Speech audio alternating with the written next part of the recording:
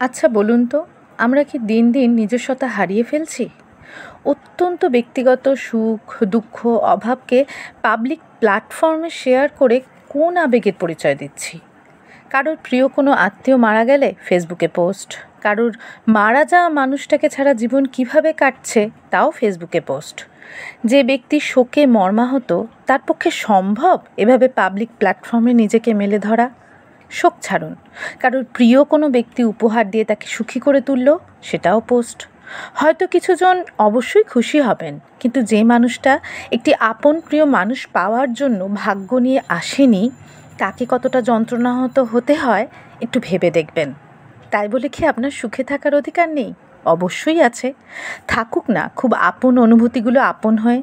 একতরফা ভালোবাসায় যেমন নিজের প্রতি অহংকার থাকে, তেমন করে নিজের শোক, দুঃখ বা প্রবল সুখ নিজের থাক, নিজের গণ্ডির মধ্যেই থাক।